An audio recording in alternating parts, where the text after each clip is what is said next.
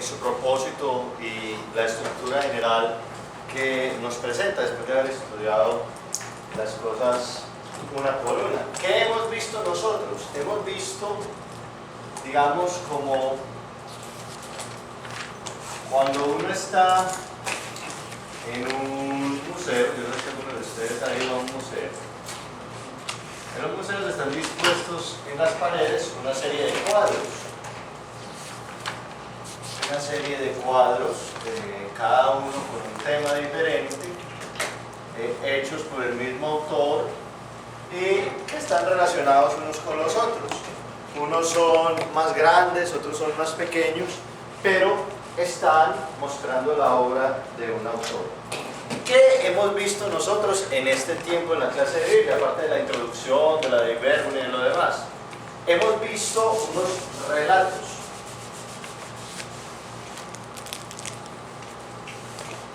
¿Por qué los llamamos relatos? Los llamamos relatos porque no están orientados de forma historicista,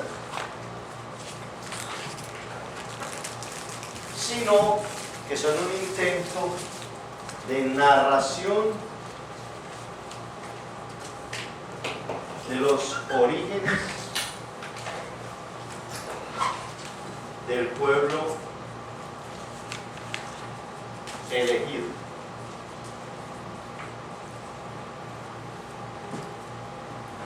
Listo. Entonces, estos relatos no son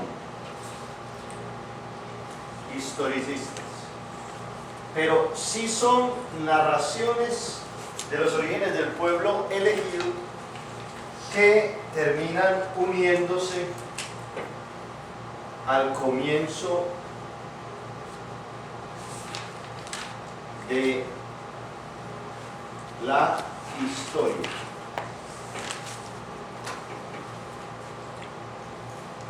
Israel vio al Señor como al Señor de la historia y se sintió acompañado por Dios en su historia. Cuando construyeron el Pentateuco, especialmente estas narraciones del libro del Génesis, Israel lo que hizo fue mirar hacia atrás. Recuerden que esto fue compuesto después del periodo del destierro de Babilonia, hacia el siglo VI, V y IV, que se compendiaron todas estas historias. Venían diciéndose desde antes, ¿no? Pero las hicieron todas una narración hilada, coherente hasta donde era lo más posible en el siglo V, más o menos antes de Cristo. Israel miró hacia atrás y tomó las narraciones y los relatos fundamentales y fundacionales que venían desde muy atrás, desde tradiciones muy antiguas, y los concatenó, los unió para hacer algo que les pudiera narrar desde los orígenes del mundo hasta el comienzo de la historia, donde este compañero,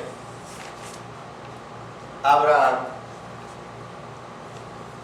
realiza el viaje que Dios le manda hacer y empieza esta dinámica que traspasa todo el Antiguo Testamento, la dinámica de la promesa hecha a Abraham. Yo ya les he dicho que el Señor hace otras alianzas en el Antiguo Testamento de distintas formas, incluso en estos relatos hace alianzas, pero la alianza donde se basa toda la esperanza de Israel es la alianza hecha con Abraham. ¿Cuáles son los relatos? Tenemos el relato de la creación.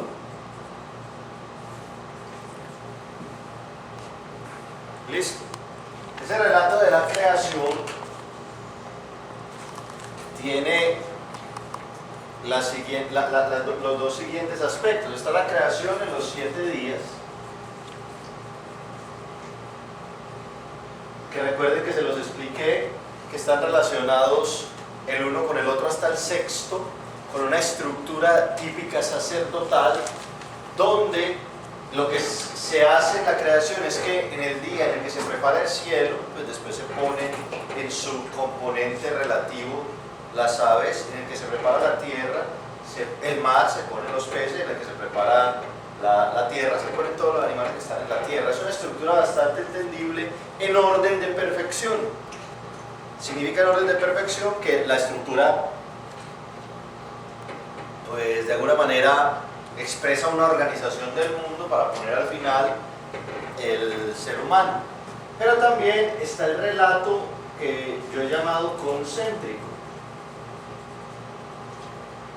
Y es que pone primero al hombre, no había sido creado nada, no había llovido todavía, pero había unos ríos y esto. Y donde está el jardín del que la gente se acuerda.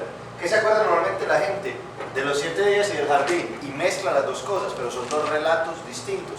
Recordando que el relato, es decir, la narración, no la historia, sino la narración de los orígenes del pueblo elegido, esa narración, la más antigua, es la que es concéntrica, la que habla del jardín.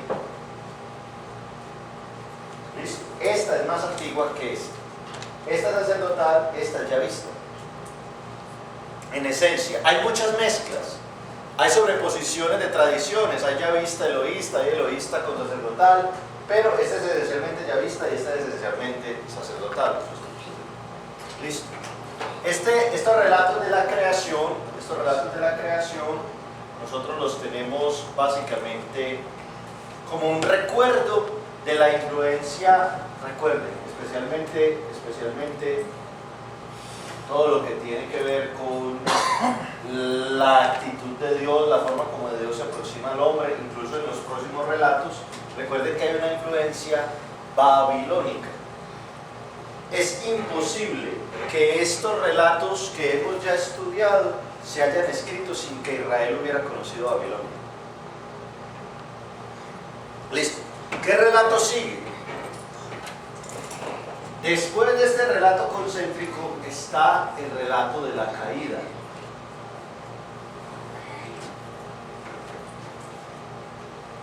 Este relato de la caída está unido a este primer bloque.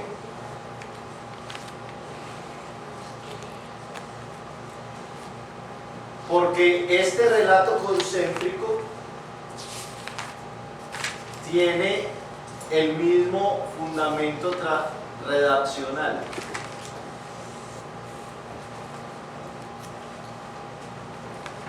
Es decir, que el relato de la caída continúa la narración redaccional ya vista de este relato.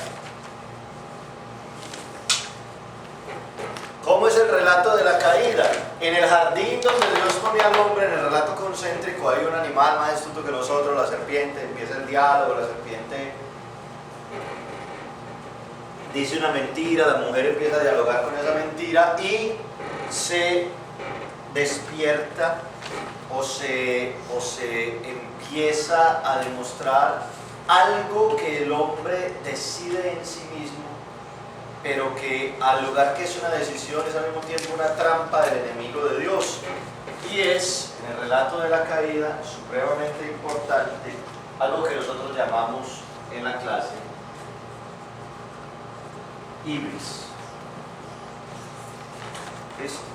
¿Qué es la ibris? La ibris es el deseo del hombre de buscarse a sí mismo, de buscar su propio horizonte, buscar su propia interpretación de sí mismo y del mundo, alejándose de Dios. Es decir, lo que hace que el hombre se rebele contra Dios se llama así.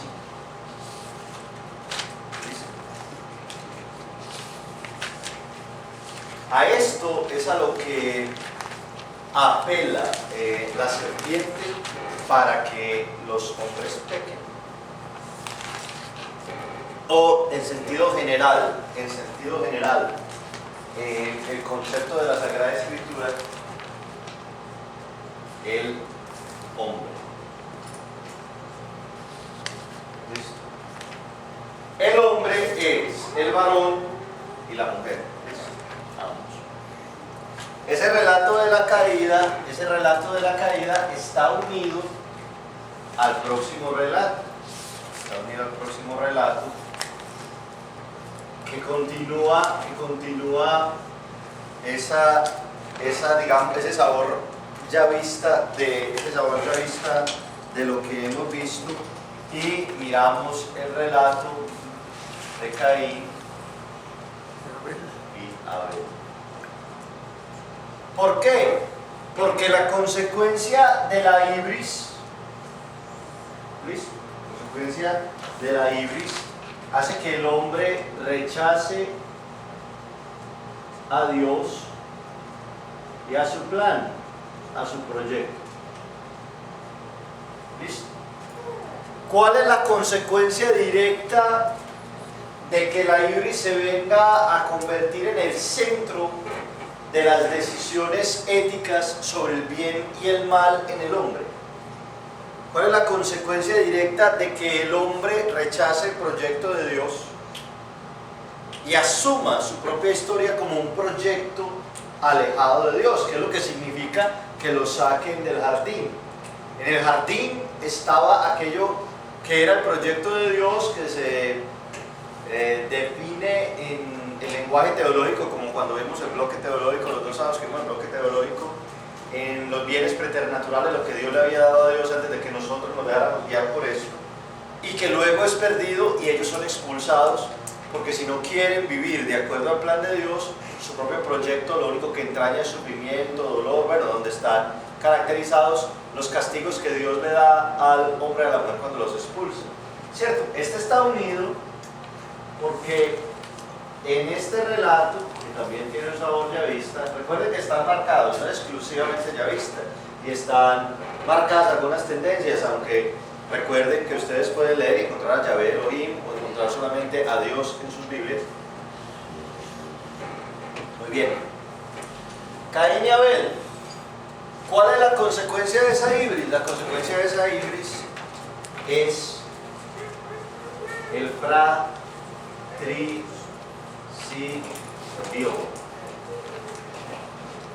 ¿Qué significa fratricidio? Significa que un hermano asesina al otro. Porque en realidad la propuesta de Dios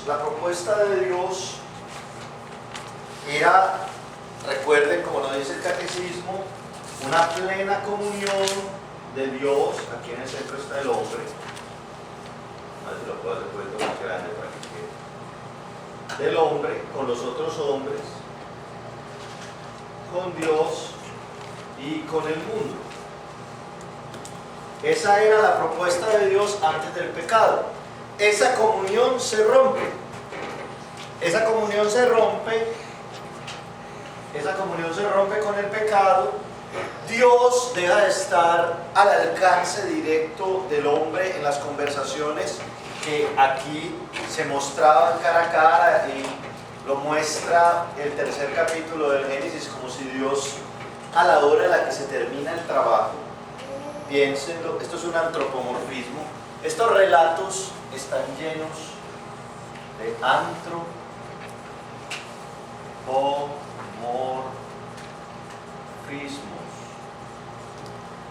¿Qué es un antropomorfismo? Una palabra muy fea, muy larga, muy horrorosa. No se lo pongan a sus niños.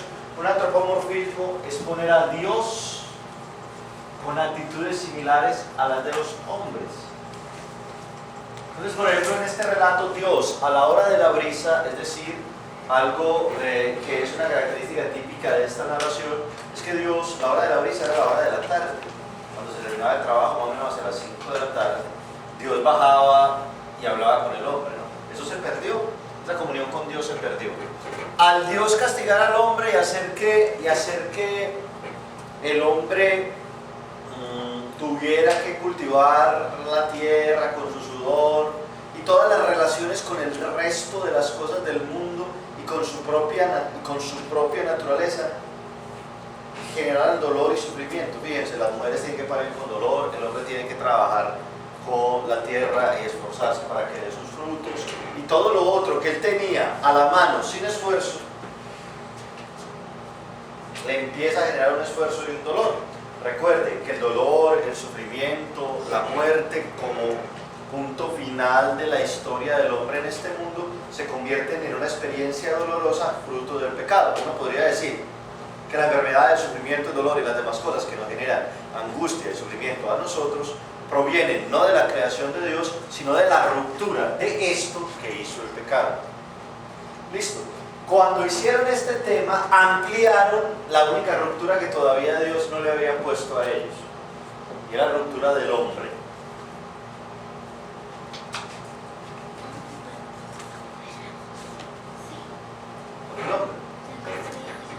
¿Cuál es la relación más cercana de hombre con hombre, excepto el de papá y de la mamá de uno? Es el hermano. Entonces, esta narración, basada también en un antropomorfismo, Dios tiene una especie de preferencia, como cuando el papá prefiere al niño menor, y empieza aquí una dinámica fundamental que marca todos los relatos hasta José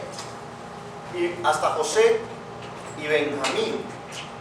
Y aquí comienza a marcarse la dinámica del más pequeño por encima del mayor.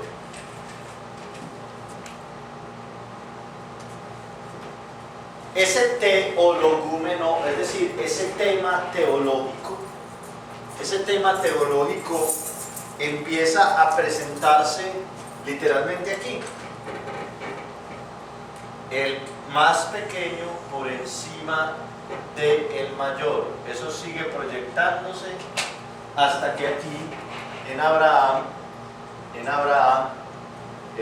tenemos, voy a poner aquí otro cuadrito de otro color, porque este es el cuadrito en el que tenemos que empezar hoy, el relato de Abraham.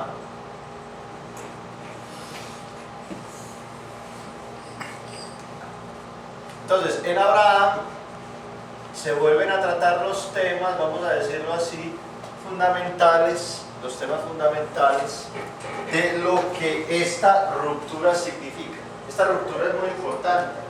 Esta ruptura es muy importante porque aquí con Abraham Dios intenta reparar esta ruptura de alguna manera. Uno normalmente no lo ve así, ¿por qué? Porque uno siempre ha visto estos relatos como separados, como si no tuvieran nada que ver el uno con el otro. Esa impresión le queda a uno en la cabeza, ¿por qué? Porque sobre todo después de Caín y Abel, aquí empiezan a llenar esto con genealogías y con historias. Después del capítulo 4, viene de nuevo el capítulo 5, que vuelven a crear al hombre en una narración muy pequeñita, después empiezan a decir nombre de sutanito, menganito, sutanito, menganito y peranito y fulanito. Recuerden que las genealogías, muy usadas para rellenar estos espacios, son forma de narrar una historia, pero no narrarla. De cubrir un periodo de tiempo sin contar nada, pero se cubre y se narran los nombres que han ocupado esa parte de la historia. Así concatenaron, así terminaron de unir estos relatos. Y cada vez que ustedes terminan un relato de estos, empiezan a decir menganito generó sutanito, peranito generó sutanito, menganito de fulanito, y entonces ya agarran este otro. Y después menganito, porque aquí hay que llegar donde Noé. Después de Noé hay que llenar otra vez otro montón para llegar a la Torre de Babel. Y después de la Torre de Babel, narran una vida pequeñita, hacen otra genealogía y llegan a Abraham. Yo les quiero que después de esta clase ustedes se pongan a mirar estos rellenos. Estas historias van, digámosle de alguna manera, más ágilmente, que son de las que uno se acuerda. Ustedes no han pensado por qué uno no se acuerda cómo se unen las otras. Uno se acuerda cómo va esto, pero después de esto es como si uno entrara en un vacío. Uno se acuerda de la mayoría de las cosas de la Biblia al comienzo, pero llega un momento en que hay como unos paréntesis y uno dice, ¿esto cómo se une lo uno con lo otro? No se acuerdan porque estas ligazones entre los relatos son genealogías. Entonces uno como se va a acordar de que Aser engendró a Nahor, esas cosas no se las aprenden nada, además unos nombres que probablemente para Israel en esa época eran comunes, pero yo no conozco ningún Nahor. Ni ninguno de los otros nombres rarísimos, ¿no? Entonces, en estas concatenaciones, en estas hilaciones que ahorita las vamos a mirar, están, yo no sé, Enoc y Matusalén, esos nombres que uno ahí se acuerda, uno no tiene la menor idea. ¿Qué sucede después del relato de Caín y Abel? Después del relato de Caín y Abel sucede una cosa que estudiamos también con detenimiento, le dedicamos clase y media, muy divertido, muy hermoso. El diluvio. Listo. ¿Cómo concatenamos nosotros esto del diluvio? ¿Cómo lo vemos concatenado? Aquí hay un cambio de la narración, probablemente por falta de material para rellenar la historia con algo más ameno y más legible y más recordable. Le metieron en el capítulo 5 hasta el capítulo 6 una historia pequeñita en el capítulo 5 de volver a hablar de la creación del hombre, y le metieron genealogía. Recuerden, la genealogía es un género literario. Es un género literario. Cuando yo les enseñé la de Verbum a ustedes, dice que para uno poder interpretar la Sagrada Escritura como es, tiene que leerla con el mismo espíritu con el que fue escrita y tiene que considerar los autores humanos de la Sagrada Escritura. La Sagrada Escritura tiene dos autores. El autor principal es Dios, que inspira por su espíritu, pero el humano que escribió es un verdadero autor. ¿Por qué? Es un verdadero autor porque el escritor humano escribió desde su propia cultura, desde sus propias circunstancias, desde su propio idioma, y con la intención misma suya plasma lo que hay en la Biblia escrito por él, pero inspirado por el Espíritu Santo. Entonces tiene a Dios como autor, y el que lo escribió es un verdadero autor humano porque pone ahí también sus circunstancias. Y una de las circunstancias típicas del lenguaje, de la narración del hombre, son los géneros literarios. La genealogía, cada vez que ustedes encuentran una genealogía ahí, en el Nuevo Testamento también hay genealogías, están leyendo un género literario para recorrer espacios de tiempo, para narrar con los personajes que las personas del entorno y de la cultura conocían una historia. O sea, si alguien, a ustedes son mexicanos todos los que hay acá, si a ustedes alguien les narrara solamente los nombres de los que fueron caudillos o líderes de la revolución de su país, no tendría que contarles la historia. Si se lo narrara en orden, primero fue Sutanito, después Menganito, después Peranito, ustedes se saben la historia, entonces no hay que contársela. Y si yo supiera la historia de México, yo les podría hacer un timeline, una línea así como las que le dice de la Biblia, y poner solamente en qué época existió cada uno de los líderes de la revolución, o puedo también poner los últimos 10 presidentes de México y poner en rojo los más malos. Ustedes van a entender, ¿o no? Lo mismo sucede cuando se ponen las genealogías. Cuando se ponen las genealogías, se narran los nombres, y la gente de su propia cultura, los que estaban leyendo o escuchando esos relatos, se entendían. ¿Qué nos pasa a nosotros? Nosotros no conocemos el origen de esos relatos, no pertenecemos a esa cultura, y entonces por eso es que muchas personas interpretan mal. Tenemos que saber que uno de los más importantes relatos que tenemos nosotros, que marcan, manifiestan y dan a conocer la influencia de la cultura babilónica en los relatos de la Biblia, es este, el diluvio. Recuerden que en el diluvio estuvimos un día entero mirando el poema de Gilgamesh, y enredándoles yo les acabé a ustedes con el Enuma Elish, se los entregué para que lo leyeran. Hay un documento que les di donde comparan esos poemas, el relato épico de Gilgamesh y el relato del diluvio babilónico con el diluvio este, pero también hay de la creación del hombre similitudes con los relatos babilónicos. Esto está traspasado por el contacto del pueblo de Israel con Babilonia. ¿Listo? Entonces, ¿qué pasa con el diluvio? El diluvio es la historia donde Dios corrige la historia.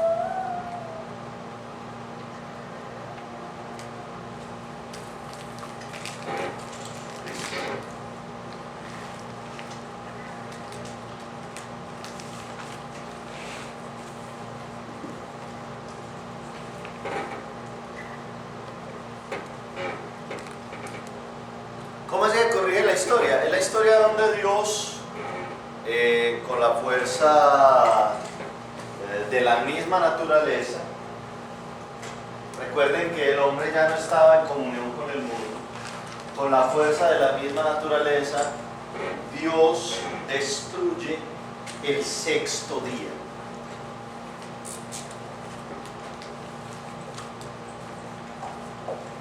Dios quiere hacer un nuevo sexto día. ¿Por qué les digo que Dios acabó con el sexto día? Dios acabó con el sexto día porque los que murieron en el diluvio no fueron los peces.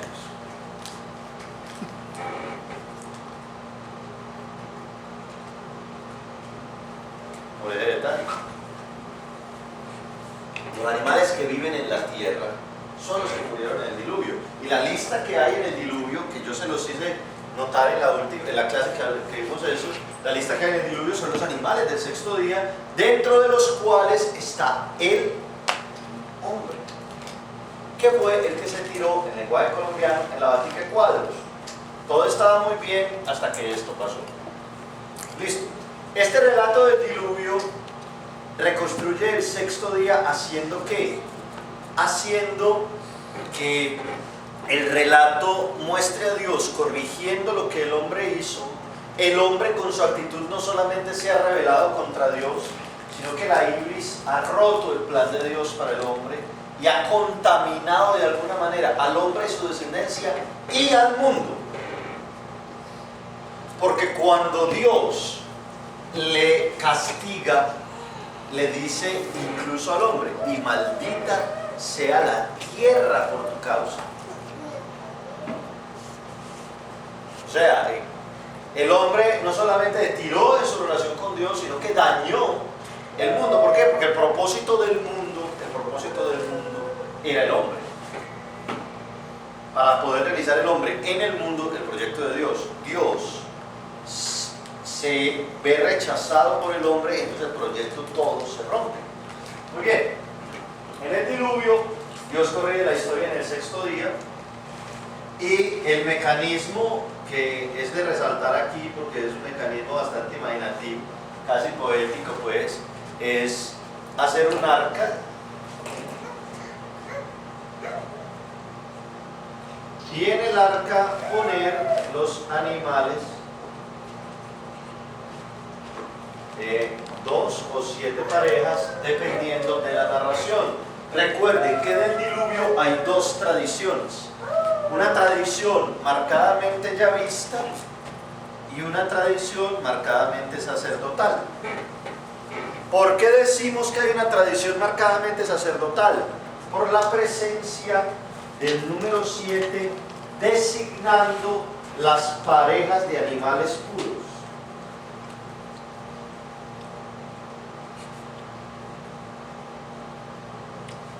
Animales puros solamente hay en Israel después de que se establecen las leyes sobre la pureza de los alimentos y de los animales. ¿Por qué un animal era puro o era impuro? Un animal era puro o impuro respecto al culto o respecto a la comida. ¿Qué implica esto? Implica que la narración que tenemos escrita de los animales, 7 parejas de los animales puros y las otras de los impuros, es una narración que se hizo después del establecimiento del sacerdocio y del culto de Israel en el templo, es decir, un relato que se hizo después de Salomón. Antes de Salomón y del establecimiento del culto en el templo y las leyes de la pureza de los alimentos y de los animales, y el establecimiento para todo Israel de la disciplina con respecto a lo que se comía, antes de eso es imposible hablar de animales puros o impuros. De esto se viene hablando de Salomón. O sea, Israel tenía leyes de pureza de algunos alimentos y algunas actitudes antes, pero todo se estableció después con el culto del templo. Los animales eran puros o impuros por 2 razones: o porque se podían o no ofrecer en el templo, porque se podían o no comer. Estamos hablando de que hay un relato mucho más antiguo de las 2 parejas, lo que toda la gente se acuerda. ¿Por qué? Porque la mayoría de la gente se acuerda de los relatos más vívidos y más coloridos. Es más colorido y más grande el relato de las 2 parejitas de animales subiendo al arca que de las 7 parejas. Piensen, yo me he visto todas las películas posibles de Noé, todas. Y todas suben al arca una pareja. La última película que sacó Hollywood, yo me la vi. Curioso, porque es extraño que Hollywood haga una película sobre un tema bíblico. La protagonizó que protagonizó Gladiador, y suben parejas. O sea, el relato más colorido es el que la gente recuerda, y es el que tenemos nosotros en la mente. Lo mismo sucede con lo de los 7 días.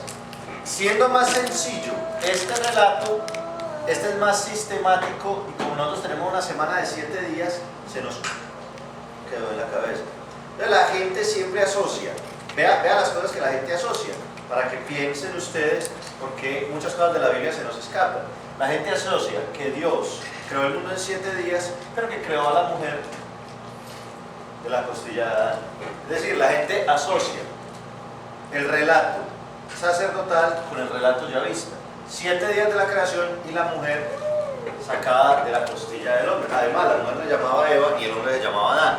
La gente lo único que hace es mezclar porque no es capaz de retener los detalles. Lo mismo sucede aquí. ¿Cómo rescata Dios esto? La falta de comunión con el mundo es un elemento del mismo mundo. El elemento que había antes de que se creara, el que destruye.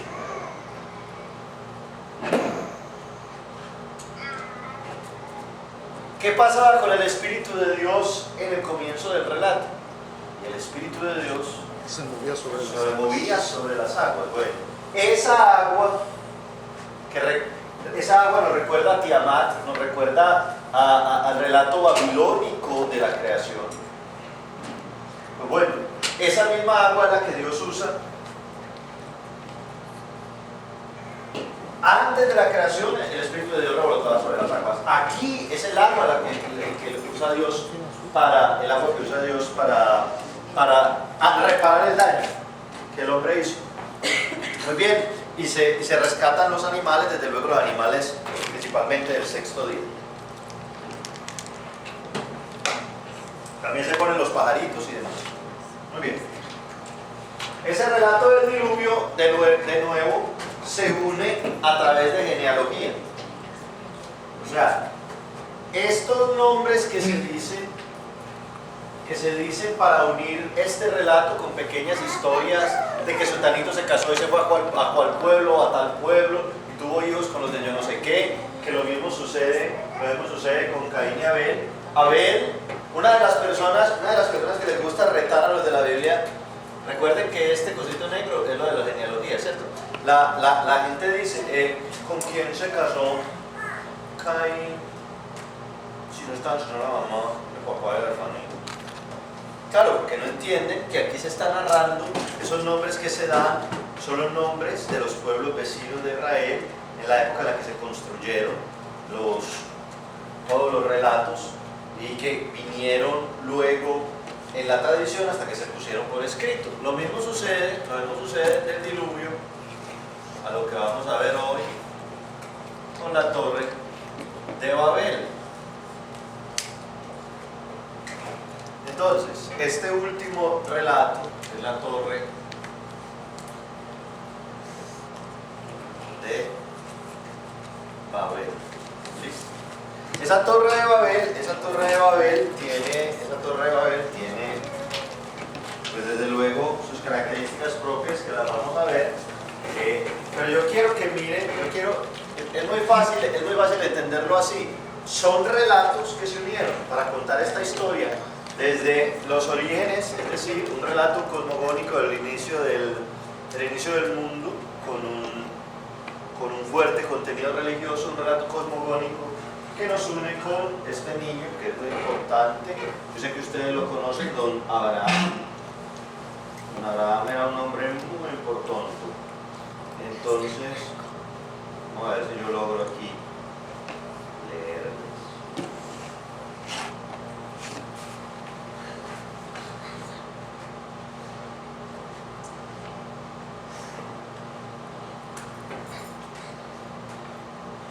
¿Qué tenemos nosotros aquí? Tenemos entonces